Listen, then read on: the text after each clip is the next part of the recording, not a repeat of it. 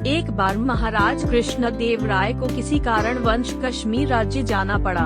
वहाँ पर महाराज को एक पौधा बहुत पसंद आ गया। उसके सुनहरे फूलों को देखकर महाराज बहुत प्रसन्न हो गए और वह फूल महाराज के मन को भा गए।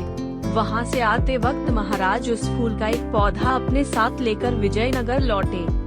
विजयनगर में आते ही महाराज ने राजमाली को बुलाया, इस फूल को हमारे बगीचे में ऐसी जगह लगाओ जिसे मैं सुबह उठते ही अपनी खिड़की से देख सकूं, और इस फूल का विशेष रूप से ख्याल रखा जाए। अगर इस फूल को कुछ भी हो गया तो मैं तुम्हें मृत्युदंड दे दूंगा। राजमाली ने महाराज की बात को मानते हुए सुनहरे पौधे को बगीचे में महाराज की खिड़की के सामने लगा दिया, जिससे महाराज सुबह उठते ही उस फूल को देख सकें। महाराज सुबह उठते सबसे पहले उस सुनहरे फूल को देखते और उसके बाद ही अपना कार्य करते। उसे बिना देखे तो महाराज राज्यसभा में भी नहीं जाते। यदि महाराज को किसी कारणवश राज्य से बाहर जाना पड़ता तो महाराज उस सुनहरे पौधे को नहीं देख पाने के कारण उनका मन विचलित सा रहता था। एक दिन सुबह जब महाराज ने उस पौधे को अपनी जगह नहीं पाया तो वह गुस्से से आग बबूला हो गए और उस माली को बुलवाया और पूछा, वह सुनहरा पौधा कहाँ गया? माली ने धीरे से जवाब दिया, उस पौधे को कल शाम को मेरी बकरी खा गई। महाराज ने जब यह सुना तो बिना सोचे ही उस माली को मृत्युदंड की सजा सुनाई। जब माली की पत्नी को यह पता लगा तो वहां न्याय की गुहार लेकर राजमहल में पहुंची, किंतु महाराज अत्यधिक क्रोध में होने के कारण उसकी एक भी ना सुनी। जब माली की पत्नी निराश होकर अपने घर को लौट रही थी तभी राजमहल में एक सैनिक ने उसे तेनाली रामा से मिलने की सलाह दी।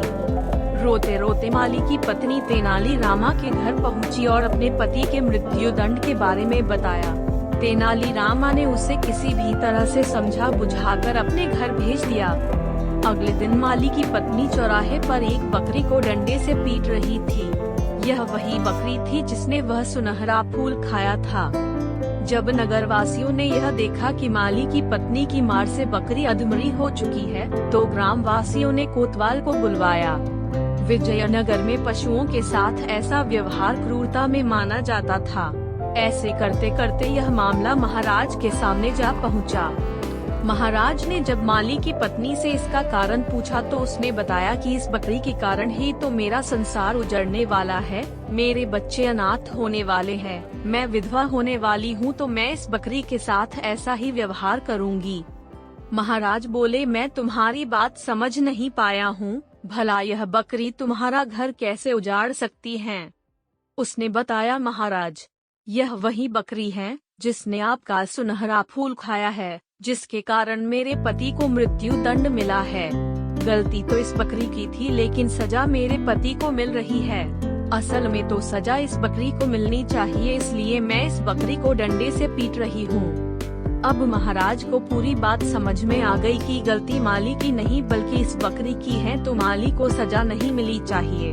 तभी महाराज ने सैनिकों को आदेश देकर माली को आजाद कर दिया और माली की पत्नी को पूछा कि तुम्हारे पास इतनी बुद्धि कहाँ से आई, तुमने मुझे मेरी गलती का भी एहसास दिला दिया और अपने पति की जान भी बचा ली। माली की पत्नी ने जवाब दिया कि मेरे को रोने के अलावा कुछ सूझ नहीं रहा था, ये सब तो मुझे पंडित तेनाली रामा ने करने को बोला था। महाराज कृष्णदेव राय को एक बार फिर तेनाली रामा पर गर्व महसूस हुआ और तेनाली रामा को इस बुद्धिमत्ता के कार्य के लिए 50,000 स्वर्ण मुद्राएं उपहार के रूप में दी।